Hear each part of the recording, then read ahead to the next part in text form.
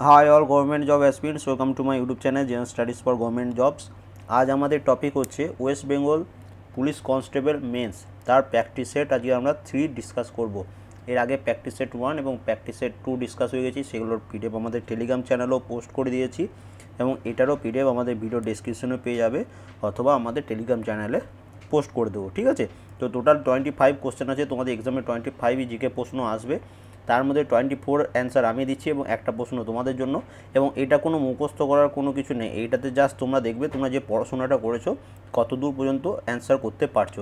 25টার মধ্যে 25টাই পারছো আর 25টার মধ্যে 20টা পাচ্ছো, 15টা পাচ্ছো, তো সেটা অবশ্যই লাস্টে কমেন্ট করে জানাবে। তাহলে নিজে কতটা প্রিপারেশন হয়ে আছো সেটা অবশ্যই কমেন্ট করে জানাবে। ঠিক আছে, ফার্স্ট প্রশ্ন দেখো, মানবদেহে কোন রোগ উপশমে সর্পগন্ধা ব্যবহৃত হয়? তো সর্পগন্ধা সবসময় মনে রাখবে এটি ব্যবহৃত হয় উচ্চ রক্তচাপ নিয়ন্ত্রণে। এবং তার সাথে মনে রাখবে রিকেট কোন ভিটামিনের অভাবে হয়? রিকেট হয় ভিটামিন ডি এর অভাবে। নেক্সট দেখো, কাঁদুনে গ্যাস হিসাবে নিচের কোনটি ব্যবহৃত হয়? তো কাঁদুনে গ্যাস হিসাবে যেটি ব্যবহৃত হয় সেটা হচ্ছে ক্লোরোপিকরিন। নিচের কোনটি একটি দ্রুত বর্ধনশীল গাছ, মানে কোন গাছটি খুব তাড়াতাড়ি বেড়ে ওঠে? তো এটা অ্যান্সার আমরা কমনলি দিতে পারবো যে এটা অ্যান্সার হচ্ছে ইউক্যালিপটাস। এই গাছটি খুব তাড়াতাড়ি বেড়ে ওঠে। এরপর দেখো, কে প্রথম হোম রুল আন্দোলন শুরু করেন? দেখো প্রত্যেক জায়গা থেকে কিন্তু তোমাদের প্রশ্ন আসবে, হিস্ট্রি থেকে আসবে, ন্যাশনাল মুভমেন্ট থেকে আসবে, জিওগ্রাফি থেকে একটা আসবে, ইন্ডিয়ান কনস্টিটিউশন থেকে একটা আসবে, একটা দুটো করে সব জায়গা থেকে তোমাদের প্রশ্ন কিন্তু আসবে। তো কে প্রথম হোম রুল আন্দোলন শুরু করেছিলেন? তো এই হোম রুল আন্দোলন প্রথম শুরু করেছিলেন অ্যানি বেসান্ত। গন্ডোয়ানা পর্বত কোন রাজ্যে অবস্থিত? দেখো এটা যেমন জিওগ্রাফি থেকে চলে এলো, তো গন্ডোয়ানা পর্বত যে রাজ্যে অবস্থিত সেটি হচ্ছে মধ্যপ্রদেশ। অপশন সি হচ্ছে এটার অ্যান্সার। নিচের কোনটিকে গ্রেট সার্কেল বলা হয়? তো গ্রেট সার্কেল বলা হয় নিরক্ষরেখাকে। অপশন এ হচ্ছে এটার অ্যান্সার। নিচের কোন ঝড়টির গতিবেগ সর্বাধিক? হ্যারিকেন, টর্নেডো, টাইফুন, সাইক্লোন, এইগুলোর মধ্যে সর্বাধিক যার গতিবেগ সেটা হচ্ছে টর্নেডো। ভারতের কোন অঞ্চলে ইকোলজিক্যাল হটস্পট রূপে বিবেচিত হয়? কোন অঞ্চলটি?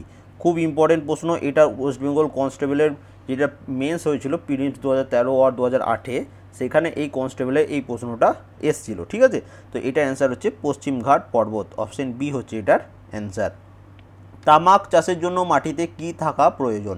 তো তামাক চাষের জন্য মাটিতে পটাশ থাকা খুবই প্রয়োজন। অপশন এ হচ্ছে এটার অ্যান্সার। সুলতানি আমলে দাস বংশের পর ক্ষমতা দখল করে কোন বংশ? তোমরা যদি আমি হিস্ট্রি যেটা ডেসক্রিপটিভ ক্লাস করাচ্ছি সেটা যদি কেউ করে থাকো তাহলে বুঝে যাবে, পরপর আমি বংশ অনুযায়ী পড়াচ্ছিলাম। তো কেউ যদি দেখে থাকো তাহলে ভালো। এবং এমনিতেও এটা অ্যান্সার হচ্ছে কি খিলজি বংশ। দাস বংশের পর কে এসেছিল? খিলজি বংশ। অপশন সি হচ্ছে এটার অ্যান্সার। রাজমালা গ্রন্থ কোন রাজ্যের ইতিহাস বর্ণনা করে?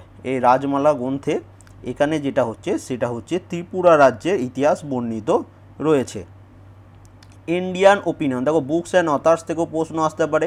এবার হিস্ট্রি যেসব ব্যক্তিদের আছে হিস্ট্রিতে আমাদের, তো তাদের রিলেটেড তারা যে সব বইগুলো লিখেছে সেখান থেকেও তোমাদের প্রশ্ন আসতে পারে। তো ইন্ডিয়ান ওপিনিয়ন নামক সংবাদপত্রটি কে চালু করেন? এই সংবাদপত্রটি চালু করেছিলেন মহাত্মা গান্ধী। ভালকানাইজেশন পদ্ধতিতে রবারের সঙ্গে কি মেশানো হয়?